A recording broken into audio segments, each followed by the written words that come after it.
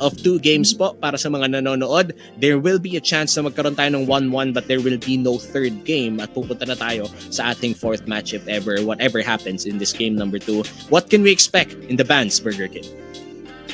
I'm thinking something towards at this point kasi kahapon there were targeted bans up against Jade. Minsan targeted bans up against the gold laners. So depende talaga I think for the teams kasi really you see a different flavor every match. And I think this is really the beauty of the combine. Matilda is going to be the first ban and Omi hindi talaga ipapalampas itong Fanny ng ating mga Sibol teams. We're not going to be seeing it. Huge respect for Oh My Venus and Jade as well. Yeah, mukhang wala na, hindi makakapag-Fanny na lang to sa custom game. Ire-request pa niya na bawal iban yung Fanny para ma-practice niya. Ganun na nakalala. And this Fanny is something that not only does the Sibol people respect, but I feel like in the amateur scene, sobrang respetado din talaga yung Fanny nito ni Jade. Kaya kailangan talagang matahan, tanggalan, and of course, limitahan kung ano yung pwede niyang gawin sa isang laro. Because we can see already Jade on the other picks such as the Akai and I think sino po may mga nalaro niya? Even the Karina, napaka-effective niya. Yep, it's going to be oh wow, Sibol Blue is going for the target up against Oh My Venus. I talked about this, Omi, sinabi ko lang kanina, targeted bans up against a certain player, certain lane. But for Sibol Blue, it's completely going to be Oh My Venus, the Matilda, Estes, and Angela. Agad-agad nawala. And for Sibol Red naman, of course, it's a mix and match of the Fanny, the Valentina. I'm thinking maybe like a Kai or a Julian yung pwedeng iban dito ng Sibol Red. But that means a lot of heroes are open for the first pick here for Sibol Blue. Either the Savior, either the 1-1, not unless ban ito ng Sibol Red. Yeah, the madaming open na picks dito because of the Sibol Blue banning out 3 heroes specifically for the Queen. Now, the Beatrix could definitely be something that you want to pick considering that the 1-1 is already banned out. Sibol Red is practically saying Sibol Blue, kunin nyo na yung Beatrix kundi kaming kukuha nito. But that might be a trap because may Savior pang open and naging sikat na counter pick to Sibol Blue yung Savior pick na yan with the Franco against that Beatrix.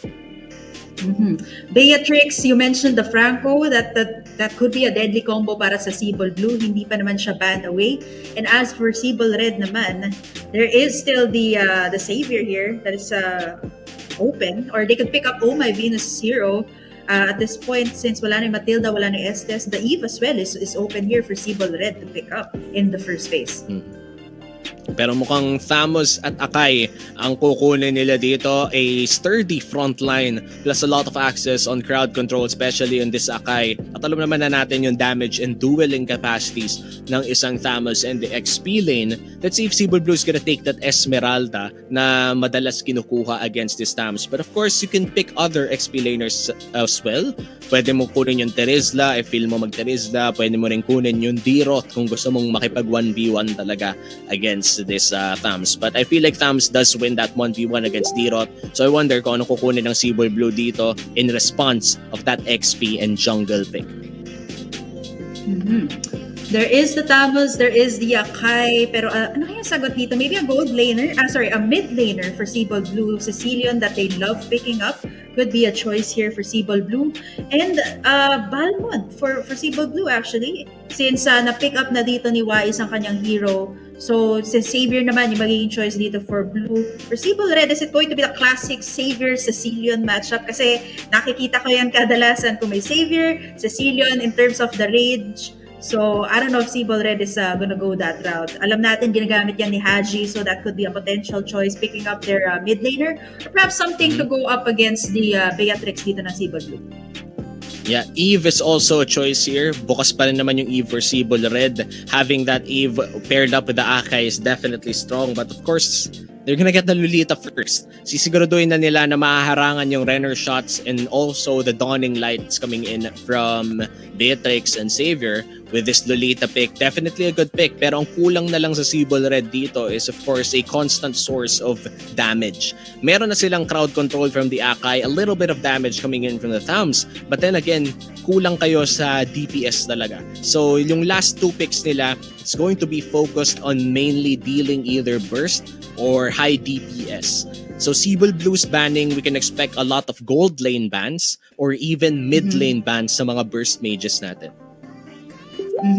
Burst mages like Cecilion, the Eve na paborito ng Sibol Red could be a potential ban here for Sibol Blue since nakasecure na rin dito ng roamer Sibol Red. So I'm thinking something along the lines of the Eve, the Cecilion, yung mostly mga ginagamit ni Haji, or I think very flexible naman at this point. It's either the Queen or Haji will pick up those heroes. Sibol Red, the final ban here. Wala pang roamer. Franco could be a good choice. A very deadly combo. Franco Beatrix, Franco Savior for Sibol Blue.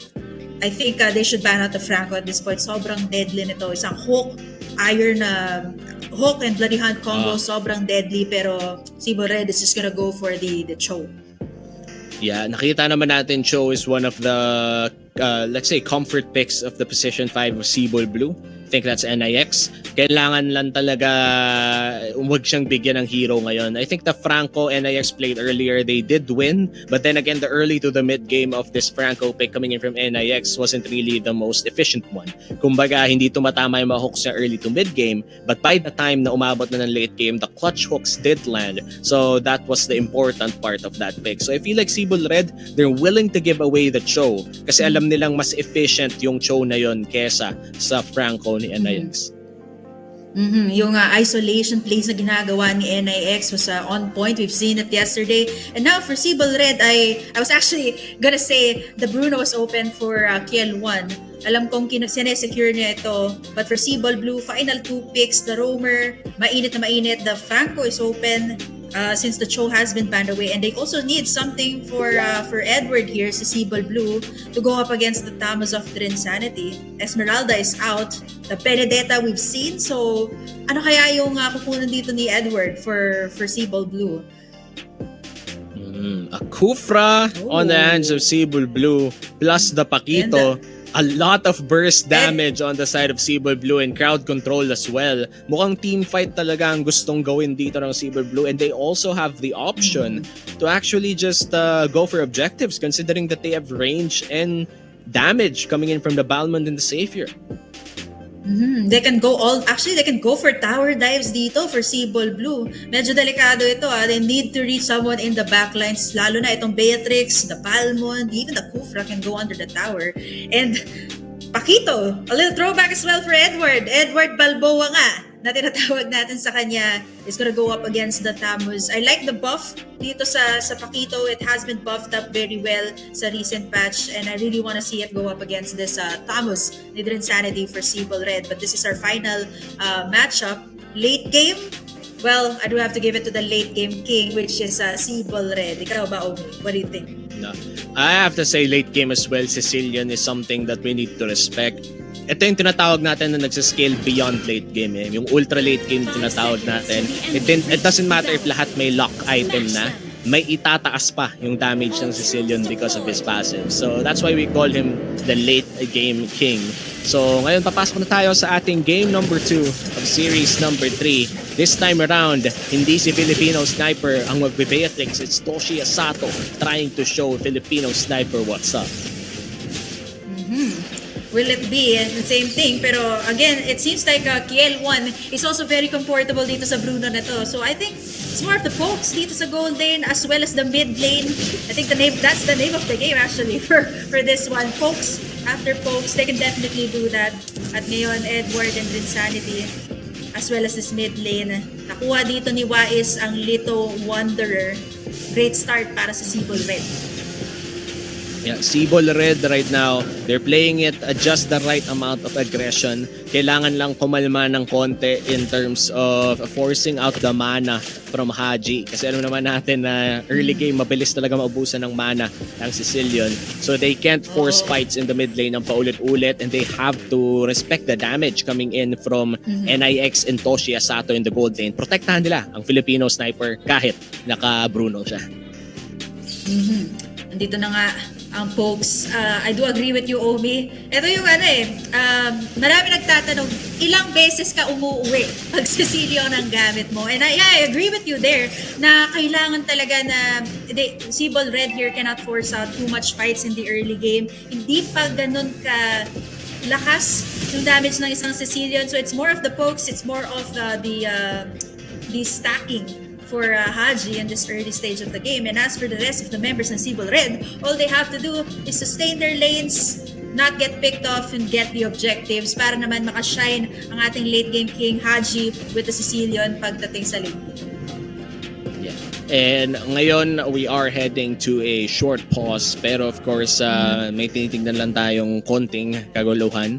Other than that though, this game number 2, nabanggit mo that the late game definitely is in the hands of the Sicilian, but we also have to respect yung mid-game naman ng isang Savior, no?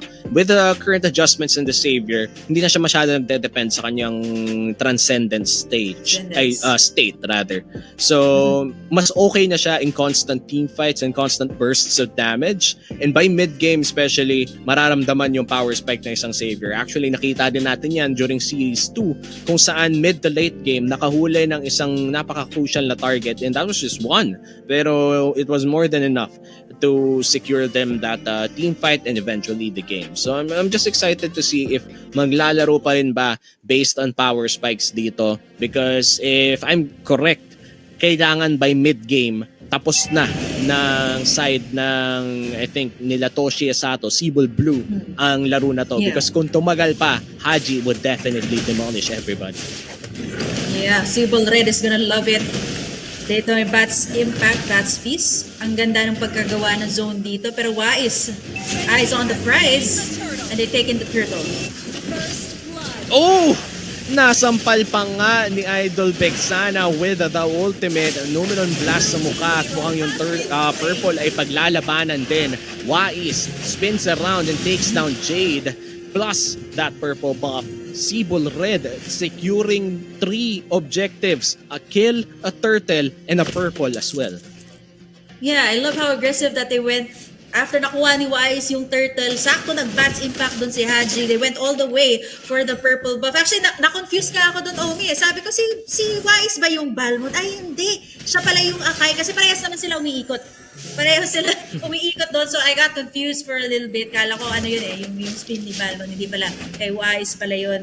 And now they're rotating here to the bot side. Ang ganda ng rotations dito ng Sibol Red. They have been getting all the resources here from Jade, despite the fact na tinatawag nga itong Balmond na double retreat, the lethal counter, as well as the retribution to secure in the objectives. Great start pa rin for Sibol Red. They're already on a 2K gold lead ngayong 3-minute mark. Double retry siya kapag nakalapit. At hindi siya pinalapit kanina sa game na yon. At wait lang nakuha pa rin ni Wais kahit ni lethal counter. Mukhang medyo nanlalamig ata ang lethal counter dito ni Jade. Maka-cancel nga ba dito? Flicker out for Nakshiesszzz. Hindi tatama ang Numenon Blast, and now Vexana has to go to Jade instead. Stunning up the Balmond. Bats Impact to finish the kill. At makakukuha ni Haji ang kanyang unang kill of the game. NIX in trouble. Kill 1 just dealing damage. Nice stun. And here comes the shotgun from Nakshiesszzz. Pero tignan mo naman yung damage na gagaling dito kay Kill 1 with the outplay.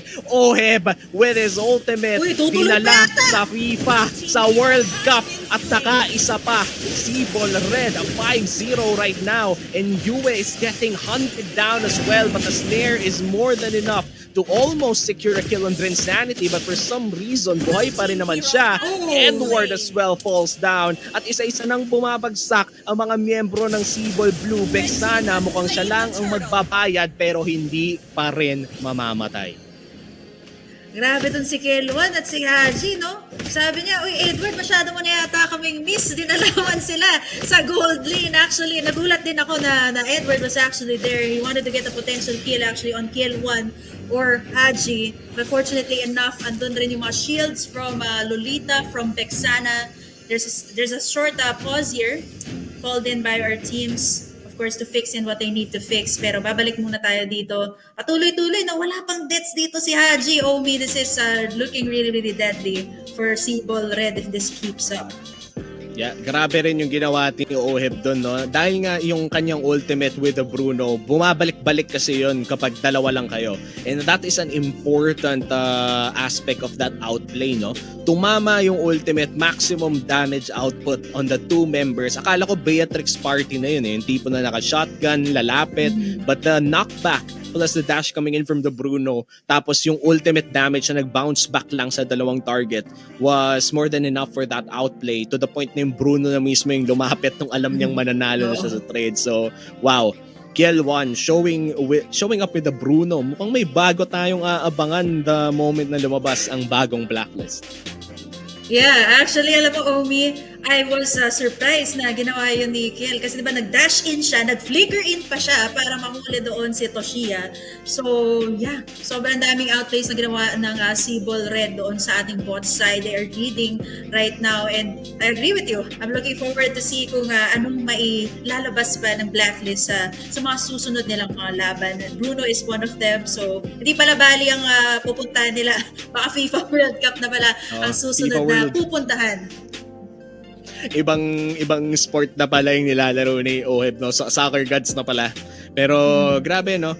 This is something that we're seeing new here in ating ISF Combine. Kanina Minotaur, ngayon naman Bruno na uma-outplay early game pa lang. Usually, no, makikita natin yung damage ng Bruno late game pa talaga. Pero NIX, kailangan na mag-ulti palayo. Sanguine Claws, pumalik ka dito. Sabi ni Wais, sige, lalayo pa kita. At ayan na nga, the combo is real from Sibol Red. 7-0 ang ating kill score. 2-0-4 na dito si Haji. But speaking of, ang ganun setup rin doon ng Sibol Blue. They take down Haji instantly and this is a call. Nakunin ang mid-side tower. Ang bilis. But makukuha nila. Oh no, Yue, Numenon Blast plus the Body Slam. Dalawa ang bumagsak para sa side ng Sibol Blue. Sama mo na si Toshiya Sato. He did have the flicker pero hindi yun sapat para buhayin siya or hindi na nga niya nagamit pa. Si Kiel 1 World Tour talaga, no? Kanina sa bot side, now dito sa top side at mga trabaho lang kahit hinarangan siya doon trying to chunk that tower real low, pero si Edward Balboa rin sa ating bot side, tamang depensa lang. So towers, both teams, Sibol Blue and Sibol Red, they don't want to give it away. It's already too much, it's already a big thing na nakuha din ng Sibol Blue, ang mid-side tower. And tandaan natin, no, yung damage output ng Sibol Red ay lumalaki habang tumatagal tong laro na to. Mas mataas ang kanilang late game scaling at dahil sa kalamangan nila dito sa early game, maghihirapang makabawi ang Sibol Blue. Now NIX, trapped between 4 people. Edward Balboa nandun sa gilid with a 2-man jab combo. Kailangan na niya makalayo pero naipit siya dito ni Wais and a fast impact ang kakaitin sa kanya ng buhay. Sibol Red with another kill. 10-1 ang ating score in favor of Sibol Red. They have taken in all the major objectives. And speaking of Wise, already going in for another turtle of this game. Patuloy-tuloy ang goal and XP. Hindi na talaga pinapalapit dito si Jade. Kumbaga, parang pinapakatras even sa sariling jungle dito ng Sibol Blue, hindi na rin binibigyan ng opportunity ng Sibol Red makakuha pa ng resources dito si Jade. Isang item pala yung na-secure niya. I think he's going for the Radiant Armor sa kanyang second item. Pero again, Omi, 7 minutes, we're going into the mid-game. This is a Bruno and Haji's Cecilion that we are talking about. Constant scaling all throughout the game. Grabe. And ito yung tipo na gusto pang umisa ni Oh My Beam, gustong manggulat pero grabe naman yung savior combo. The knockups, the combos is real for Sibol Blue. Umiikot-ikot dun sa likod yung Balmon pero mukhang kailangan na niyang tumakas dahil dalawa na ang pagsak sa side ng Sibol Blue at dalawa rin naman para sa Sibol Red. Great setup from Sibol Blue kahit malaking lamang ng Sibol Red, naging even ang trade. They waited na ikasta doon ni Vexana or ni Queen ang Luminon Blast and right after that ang ganda ng Guardian's Barrier ni NAX and went in for the Wild Charge. Ayun nga lang ang bilis rin doon ng yung heavy spin dito ni Wise para lang i-cast away yung mga members dito ng Sibol Blue. A great setup pero again, Sibol Red is already feeling it. Andyan na yung power spike, 7K or going 8K dito for Kiel 1 as compared to Toshiya Sato na papunta pa lang sa 5K goal. So sobrang yaman ulit dito ni Kiel on this Bruno. And Sibol Red right now trying to end this game already. NIX pinalayo, hindi na nakapag-ulti pa. Bats Impact tatama sa dalawa pero Edward Balboa muling babagsak. Pero sabi ni Jade dun sa gilid, sumide-step ng konti. Bats Impact kasama na rin ng damage dito ni Bruno. Tatlo na ang mawawala para sa side ng Sibol Blue at kailangan na rin tumakas dito ni Dube. It's a 3-4-1 in the favor Sibol Red. Wow. Can I just say na kadalasan, di ba, kung ikaw yung jungler, ikaw yung main damage dealer, ikaw dapat yung pinoprotekta. But this time kasi, no, Akay si Wais, siya pa yung zone dito sa mga members ng Sibol Blue. Ang ganda ng heavy spin na yun. And ngayon, Omi, diretso na agad ang Sibol Red dito sa Lord Pit. I don't think i-contest na to ng Sibol Blue. Because masyado na malayo dito ang mga members nila and Wais will be taking it in the 9-minute mark. Level 1 Lord on the side of Sibol Red as we look at an almost 10k lead. This is roughly around 500 na lang at 10,000 na talaga. Sibol Red will be taking almost all resources around the map. They have controlled 90% of the map for majority of this game. At kulong na talaga ang Sibol Blue as all the buffs, all the lanes are getting pushed. Ano kaya ang gagawin dito ng Sibol Blue? I think for Sibol Blue, no, ang ganda ng mga setup dito actually yung Guardian's Barrier at Wild Charge ni NAX. So I think that's something that Sibol Red has to watch out for. Pero hindi mo rin made-deny dito yung power spike ng Sibol Red. Patuloy-tuloy, kumakatok na rin dito yung Lord sa base. Oh no, nakahuli si Wais ng isa. Yung Beatrix pa nga yung nahuli niya. At mukhang yung Balmond na atang isusunod. It's a 4v5. Na-transfer muna sila dito sa bot lane. May card pa naman. Low HP on Haji. It's gonna be very dangerous for him to continue this fight. Nice ultimate coming in from the Savior. Dawning Light lands on 3 at mukhang kailangan na mag-back ng Sibol Red.